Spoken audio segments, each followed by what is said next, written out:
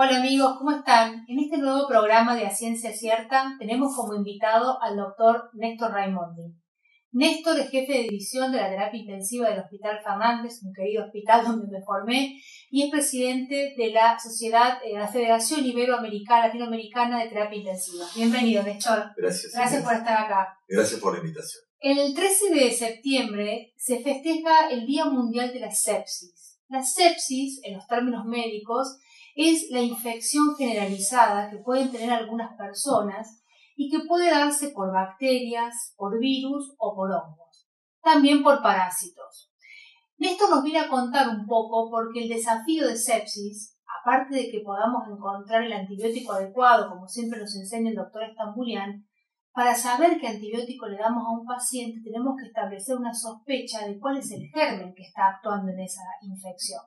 Contanos un poco, Néstor, ¿qué es una sepsis? Para que las personas podamos entender. Bien. Bueno, gracias Inés nuevamente por la invitación, un placer estar con ustedes. Y hoy nos toca, de alguna manera, el día 13 de septiembre, recordar esto que se fijó como Día Mundial de la Sepsis por el impacto que tiene a nivel de la comunidad y de la terapia intensiva. Me voy a tomar unos minutos para hablar de cómo se define la sepsis y por qué el origen de la definición de sepsis que ha ido cambiando. La sepsis, Hipócrates la describía como carne podrida y data de esa fecha, ¿no? De la época de Hipócrates. Y tuvo sucesivos cambios en la definición y en el concepto, pero lo que data más cerca fue en el año 1991-92, la primera definición, el primer concepto, que lo hace la Sociedad Americana de Cuidados Críticos, donde define lo que es la sepsis. Te interrumpo, definir para nosotros un consenso los médicos es que todos los médicos hablamos el mismo idioma y decimos que tal cosa es tal otra. En el mundo no fue una definición que pasó por un solo lugar. El mundo se empezó a regir por términos como sepsis, infección y shock séptico en base a un consenso, o sea, un acuerdo de expertos. Correcto, fue un acuerdo de expertos. Y lo interesante es que era casi, te diría, la primera vez, al menos en medicina crítica, que dos grandes sociedades como la europea y la americana se juntan para este consenso. Estrictamente fue en el año 1992. Y de ahí surgen 4 definiciones. Lo que era el SIRS, que era la respuesta inflamatoria, que acontecía en otras enfermedades, pero que se lo ponen a la sepsis. Lo que era la sepsis, lo que era la sepsis grave y shock séptico. La realidad que prestó mucha confusión esto a nivel de los médicos, porque era muy difícil pasar de una definición a otra, pero el médico veía quemar etapas. Y eso era quemar etapas en estas 4 definiciones que había. En el año 2001, nuevamente, nuevo consenso, ambas sociedades, y se empieza ya a hablar de estandarizar un poco más la cuestión, donde estos conceptos empiezan a afianzarse más, pero seguía a esta cuestión de que nadie todavía podía definir, y eran definiciones que eran compartimentos estancos, pero la realidad es que uno no ve un compartimento estanco. El compartimento estanco era que cuando estábamos con el paciente adelante era difícil poder aplicar la definición a un paciente, ¿verdad? Correcto. Año 2007 se firma el consenso de Barcelona. Y en el año 2016, que ya se habla de sepsis 3 en las definiciones, es lo que actualmente tenemos. Y nos quedaron de esas 4 solamente 2 definiciones. Sepsis y shock séptico. Y hoy, gracias a ese nuevo consenso, a ambas sociedades de vuelta, pero se suma una tercera organización, ONG, que es la Global Sepsis Alliance, a estas 2 sociedades que mencioné, donde se establece el concepto nuevo de entonces de sepsis y de shock séptico. La sepsis es una respuesta del organismo a la injuria, como vos mencionaste, de una infección. ¿Cómo nos defendemos? Es la manifestación clínica de cómo nos vamos a defender. Exactamente, es la manifestación clínica de alguna manera no organizada, desorganizada, de lo que es la respuesta de los órganos a una infección. A una noxa, a virus, a hongos, a bacterias y a parásitos. Hoy estamos viviendo con nuestra pandemia, que estamos viviendo de coronavirus, pacientes sépticos, por supuesto, porque terminan siendo pacientes sépticos los que no evolucionan bien, los que están en terapia intensiva, la mayoría te diría hoy por hoy. Pero esa no, o sea, que la podemos tener desde una infección no diagnosticada en tiempo, o mal diagnosticada, o mal tratada, o lo que nosotros en la medicina decimos librada de la evolución natural de una infección, puede llevar a la sepsis. Una enfermedad que en terapia intensiva te diría que es el paradigma del paciente crítico, porque es un paciente que tiene involucrado múltiples fallas cuando ya está establecido el shock séptico, y el tratamiento en ese estadio ya es un tratamiento que tiene muy alta mortalidad per se la enfermedad. En números globales, ¿qué porcentaje de personas tienen una infección de sepsis? Bien, a nivel mundial, hay entre 27 y 30 millones de personas padecen sepsis a nivel mundial, de los cuales por año, entre 6 y 7 mueren por shock séptico, sepsis. O sea, de 27 millones de personas por año que tienen sepsis, un tercio fallece. Es un número muy elevado. Es muy elevado, y ese número, Inés, se refleja en una unidad de terapia intensiva. Es lo que tenemos nosotros en el hospital. El hospital de complejidad. Dentro de lo que uno habla de infección, los miedos más grandes, las infecciones que más comúnmente las personas relatan o temen, por ejemplo, son las meningitis, ¿no? Que sabemos que cualquier organismo que provoque una infección del cerebro, de las meninges, es grave. De por sí es una de las 3 emergencias infectológicas. Una gangrena, digamos, una infección por gérmenes en heridas, o una neutropenia febril, que son las personas que fueron sometidas a quimioterapia, que le bajan mucho las defensas y que hacen infecciones generalizadas. Es muy importante en estos grupos determinar rápidamente qué germen está involucrado para establecer un tratamiento. Biomerie, que es una de las empresas que tiene FilmArray, es un test diagnóstico muy rápido. Nosotros, ¿cómo hacemos los médicos? Cultivamos a los pacientes, le cultivamos el líquido del cerebro, le cultivamos la sangre, la orina, los tejidos, pero a veces eso tarda días. ¿Qué es un FilmArray? Que es una forma rápida de saber cuál es el germen. Bien, el problema, como vos bien decís, es el diagnóstico. La sepsis... Saber qué bicho es, por decirlo así. Tal cual, groseramente decimos qué bicho está afectando a ese y cuál es su órgano blanco que está dando este problema. No tiene un medidor patognomónico de sepsis, no existe. O sea, no sabemos que tal paciente tiene sepsis porque hacemos tal prueba de laboratorio, no existe. Pero existen estos test de laboratorio, como vos mencionás, FilmArray, por ejemplo, que lo que nos permite es tener, a través de una muestra, de sangre, por ejemplo, rápidamente, en el término de 1 hora, qué germen, qué bicho está causando la sepsis en ese momento. ¿Y eso para qué sirve? Bueno, eso sirve para lo siguiente. Las 3 medidas más importantes, iniciales, que tiene el tratamiento de la sepsis, son realmente 3 cosas que se pueden hacer en cualquier lugar del mundo y en cualquier sala donde haya un médico que lo pueda hacer. Y si no requiere complejidad. Fíjate vos. Tomar cultivos, iniciar antibióticos dentro de la primera hora y expandir con soluciones fisiológicas a los pacientes. Eso está demostrado con alto nivel de evidencia que evita la mortalidad de los pacientes, o la mayoría de los pacientes que tienen sepsis y que van a evolucionar shock séptico. De esas 3 medidas, como vos mencionás, el hemocultivo, que demora 24 o 48 horas, depende con qué tipo de hemocultivo de tecnología se tenga, están estas pruebas diagnósticas que nos permiten, dentro de 1 hora, colocar un antibiótico dirigido por foco y por germen. Tanto sea, existen paneles bacterianos y paneles virales, que se puede hacer, por ejemplo, el FilmArray. O sea, nosotros podemos saber que esta persona tiene esta infección por este germen, y sé, por supuesto, qué antibiótico le corresponde a este germen, porque si precozmente ponemos el antibiótico correcto. La evolución de esa infección va a ser menos tórpida, o sea, va a lastimar más menos a la persona y va a tener una mejoría más rápida. Sí, porque si no tenemos este recurso, vamos a tener 48 horas de un antibiótico empírico con una infección probable, por ejemplo la meningitis, por ejemplo la neumonía, por ejemplo la infección urinaria, pero a las 48 horas probablemente tenga que rotar ese antibiótico porque no es el adecuado, porque el antibiograma me viene con que corresponde a tal o cual antibiótico. Y eso podría significar un gasto mayor en antibióticos o un uso un poco más irracional de antibióticos.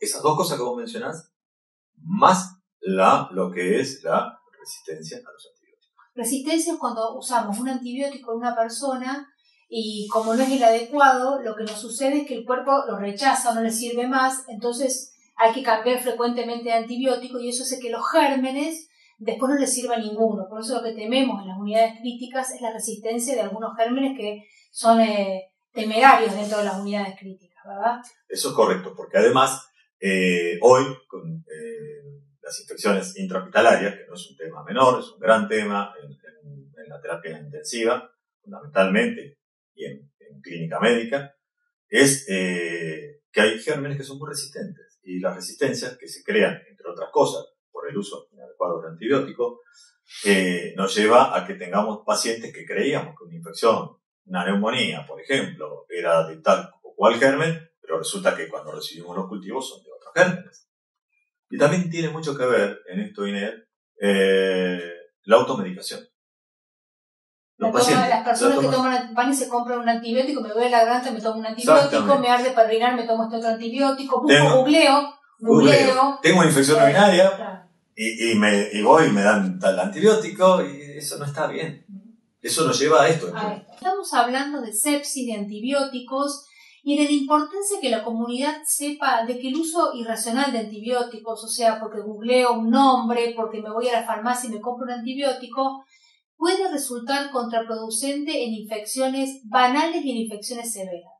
Néstor, ¿cómo se hace para educar a la población? ¿Cómo se puede hacer? Hay programas de organizaciones no gubernamentales y las sociedades científicas tienen programas. De hecho, si vos vas a las páginas de la Sociedad Argentina de Terapia Intensiva, una sociedad de la cual fui presidente en el año 2015-16, y hoy, como presidente de la Federación Ibero-Panamericana de Medicina Crítica, también tenemos un programa para la comunidad, donde se le explica a la comunidad qué es la sepsis, cómo se trata, qué tiene en cuanto a cada paciente cuando se le ponen las cosas que hay que ponerle, porque la familia entra y ve, entonces pregunta, pero se le adelanta un poquito ahí de qué se trata la sepsis. Este programa que te mencionaba, hoy que está, me acuerdo que tenemos con Biomerie, un programa que se llama Le ponemos la cara a la sepsis, que va dirigido también, como decía, a médicos no intensivistas y a médicos intensivistas, pero para la comunidad fundamental. Uh-huh. La educación tiene que partir desde cosas que a veces la gente dice, pero con solo eso es suficiente, como el lavado de manos. El lavado de manos en la terapia intensiva, y cuando tenemos un paciente que está cursando una enfermedad infecciosa, y hoy lo hemos visto con el COVID, porque el lavado de manos significa una cosa tremendamente importante, con una evidencia que no la pueden refutar. El lavado de manos tanto de los visitantes como del personal de salud que está atendiendo. Totalmente. ¿No?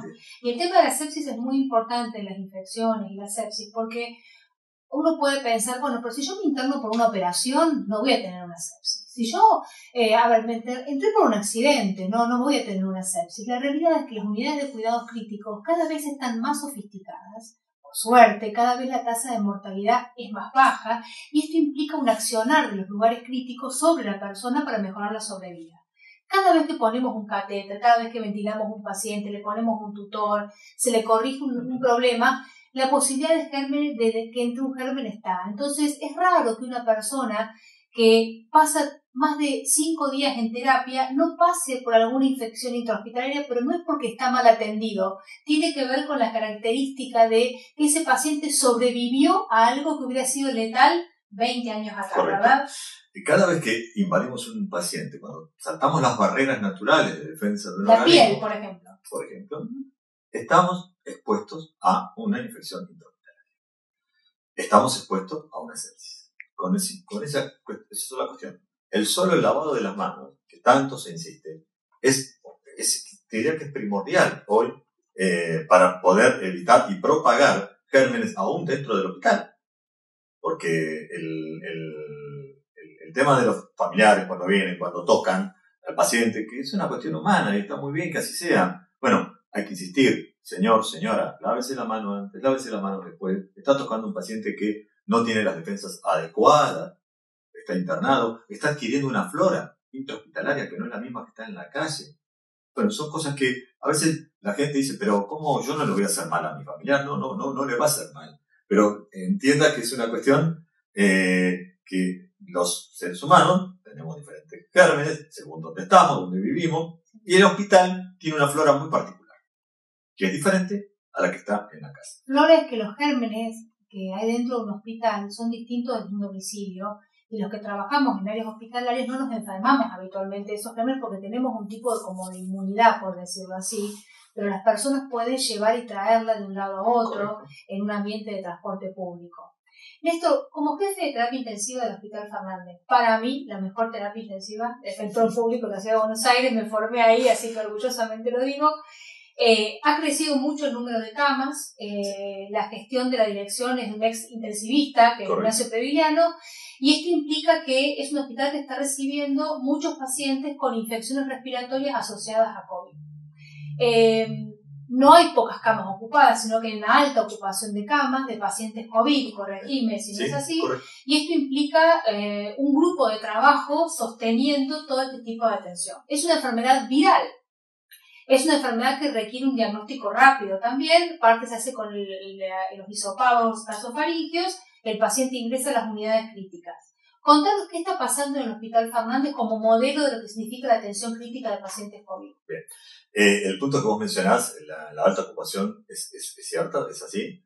Venimos con una alta ocupación, con prácticamente 4 terapias intensivas dedicadas a esto, más el shock room, más una unidad de ventilación no invasiva, más los pisos, pero los pacientes críticos, a donde me referí primeramente, donde ingresa un paciente que tiene una particularidad que es lo prolongado en la internación que tienen estos pacientes que van entre 20 y 30 días de ventilación mecánica, y ahí es donde viene el problema que vos mencionás. El paciente ingresa por una enfermedad viral, como es el COVID, pero en la prolongación en el tiempo se sobreinfecta.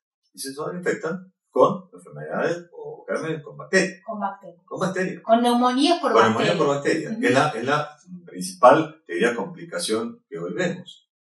Bueno, en eso, por suerte, trabajando con lo que hemos aprendido, insistiendo en el lavado de manos, insistiendo en el barbijo, insistiendo con los equipos de protección personal, que no nos falta absolutamente nada para trabajar con estos pacientes, hemos logrado que esto no se expanda como se expandió en otros lugares del mundo, me refiero a la infección sobreagregada, que es la principal complicación y lo que nos da quizá mayor detenimiento en lo que es el diagnóstico de esto. Esas infecciones, que a veces difícil diagnosticarlas porque tenemos las imágenes radiológicas o las imágenes ecográficas de la infección de COVID por el COVID, por la neumonía por el COVID, que se sobreagrega la bacteria. Y con lo cual, en muchas oportunidades tenemos que comenzar con antibióticos mucho más rápido que lo que pensábamos. El antibiótico dirigido a la zona de infección, no al virus. El virus no se coloca, no existe antibióticos para el virus por el momento.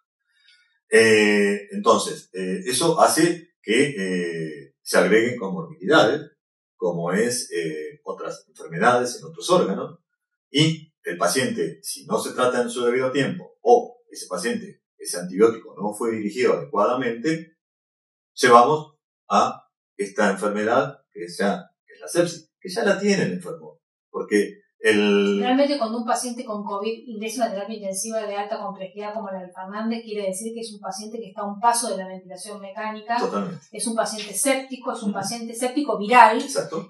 No es usual para nosotros en las unidades críticas ver pacientes sépticos virales. No lo vimos en la epidemia de gripe A, realmente no lo vimos. Entonces estamos acostumbrados a la sepsis por bacterias o los que tenemos más años a la sepsis asociada a hongos, por ejemplo en la epidemia de VIH en la década del 90, pero sepsis por virus la verdad que no vimos. Y en este contexto, esta evolución, ¿cómo les está yendo a los pacientes? ¿Qué tasa de mortalidad tienen ustedes? Mira, en nuestro hospital estamos en una tasa de mortalidad de centros americanos. Más o menos estamos entre el 18 y el 22%. Hablamos de pacientes que tuvieron que estar ventilados y que tuvieron fallos. Sobre el número total, sí. Estoy diciendo. Nosotros a los pacientes en terapia los clasificamos según cuántos órganos le fallan. Correcto. Cuanto más órganos le fallan a una persona, la mortalidad es más alta. Ustedes, aparte de ver el fallo respiratorio, que es el que lleva a un respirador, ¿qué otros fallos ven en los pacientes COVID? Bueno, el segundo es la insuficiencia renal. Llegan a diálisis. Llegan a diálisis, ese es el más frecuente que estamos viendo. Y el tercero, el fallo hemodinámico.